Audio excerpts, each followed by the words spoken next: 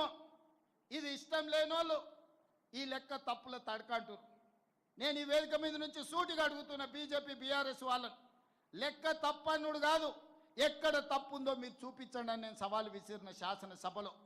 తోక ముడిసిండ్రు, ఉరికిపోతారాడ నిలబడతారు, ఈ లెక్క తప్పు అంటారు.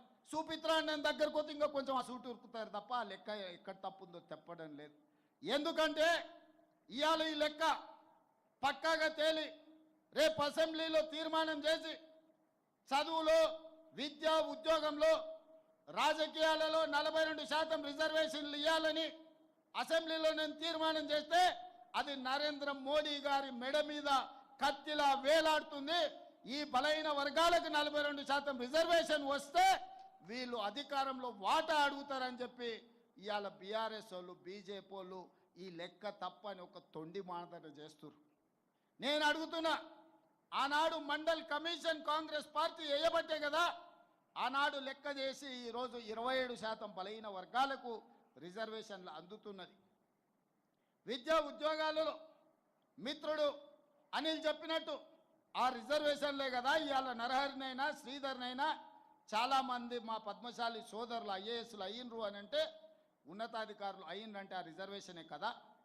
ఆనాడు ఆ లెక్క తప్పని ఇట్లనే ఎవడైనా తొండి వాదన్నో మొండి వాదన్నో చేసి ఉంటే ఆ లెక్కలను పరిగణలోకి తీసుకోకపోతే బలహీన వర్గాలకు 27% రిజర్వేషన్ వస్తుండేనా? ఈనాడు నేను చేసిన లెక్కను తప్పు పడితే, ఈ లెక్కను పక్కన పెడితే మీకు ఏ రకంగా 42% రిజర్వేషన్ వస్తుందో మా సోదరులను ఆలోచన చేయండి అని నేను అంటున్నా. దీని వెనకాల ఉన్న కుట్రను మీరు గమనించండి. ఇవాళ నేను చేసిన లెక్క సరిగ్గా అని తేలి 42% రిజర్వేషన్లు పెంచి విద్య, ఉద్యోగ, ఉపాధి, రాజకీయాలలో మీ చైతన్యం పెరిగి మీ అవకాశాలు వస్తే రేపు మన పరిపాలన, మన నిర్ణయాలు మనమే తీసుకుంటే బలహీన వర్గాలకు హక్కు వస్తుంది. వాళ్ళ హక్కులను కాలరాయాలి, వాళ్ళ గొంతును నులిమేయాలని ఈరోజు కుట్ర జరుగుతుంది. సోదరులారా, మీరు ఆలోచన చేయండి. ఈరోజు ఈ లెక్క తప్పు చేస్తే నాకేమైనా లాభం వస్తుందా? చంద్రశేఖరరావు గారి సమగ్ర కుటుంబ సర్వేలో తేల్చిన లెక్క 51%. కానీ మీ సోదరుడు రేవంత్ అన్న చేసిన సామాజిక, ఆర్థిక, రాజకీయ, విద్య, ఉద్యోగ, కులగణన సర్వేలో 56.33% లెక్క తేల్చి దాదాపుగా 6% పెంచి నేను లెక్క చూపించిన. చంద్రశేఖరరావు గారు ఉన్నత కులాలది 21% అని లెక్క తేలిస్తే నేను పెట్టిన లెక్కలలో 15.28% అని లెక్క తేలింది. ఈ రకంగా పక్కా లెక్క నేను తేలిస్తే ఈరోజు ఆ లెక్కను తప్పంటుండ్రు. ఒకవేళ ఈ లెక్కన పక్కన పెడితే మీకు 42% రిజర్వేషన్ ఎట్లొస్తుందో మీరు చెప్పండి అని నేను మిమ్మల్ని అడుగుతున్నా. మిమ్మల్ని సూచన చేయమని అడుగుతున్నా. వేదిక మీద ఉన్న పెద్దల్ని ఆలోచన చేయమని అడుగుతున్నా. చదువుకున్న వాళ్ళని విశ్లేషించమని నేను అడుగుతున్నా. ఇవాళ ఈ లెక్క తప్పని పక్కన పెడితే మీకు శాశ్వతంగా రిజర్వేషన్లు పెరగవు. ఇది ఒక కుట్ర. ఇవాళ తెలంగాణ రాష్ట్రం ఒక మోడల్గా దేశం మొత్తం మీద రాహుల్ గాంధీ గారు తీసుకొని ఈరోజు ప్రయాణం మొదలుపెట్టారు.